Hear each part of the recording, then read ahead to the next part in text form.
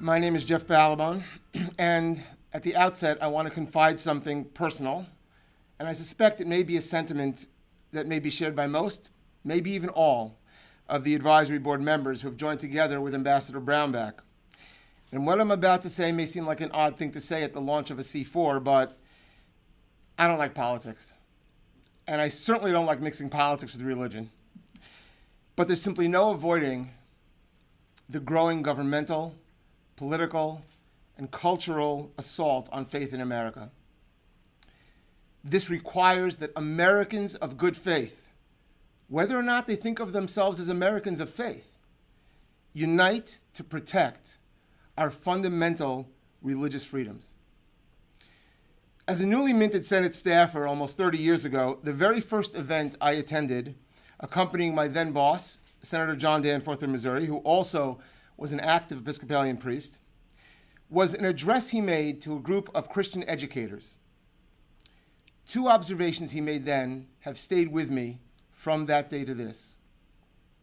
The first, he said that religion shares an etymological root, lig, with ligament, that which binds us together. The second, he reminded the audience that the Bible's word, the biblical word for peace, shalom, actually is shalem, wholeness, unity.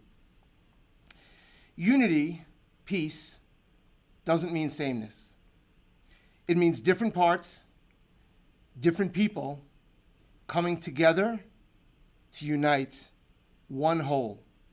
It means e pluribus unum. It's inseparable from America's greatness and goodness. And so honestly, I'd much rather spend my life thinking about any number of things, not politics. I'd rather not feel compelled to spend my life daily fighting anti-Semitism, fighting for fundamental freedoms our country was founded to protect hundreds of years ago. But so long as there are those who would use the reins of power and influence to undermine religious freedoms, so long as anti-Semitism and anti-religion rises as a mainstream political and cultural norm, and it is, we can't sit still, we can't rest. Recently, due to the rising violence against Jews, a Jewish advisor close to President Biden suggested on social media that perhaps America's Jews should remove our yarmulkes and other visible identifiers of faith. He meant well. It's like that many places around the world, and certainly not only for Jews.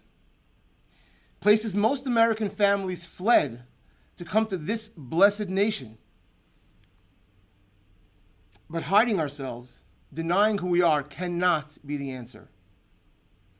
This, the National Committee for Religious Freedom, this is part of the answer.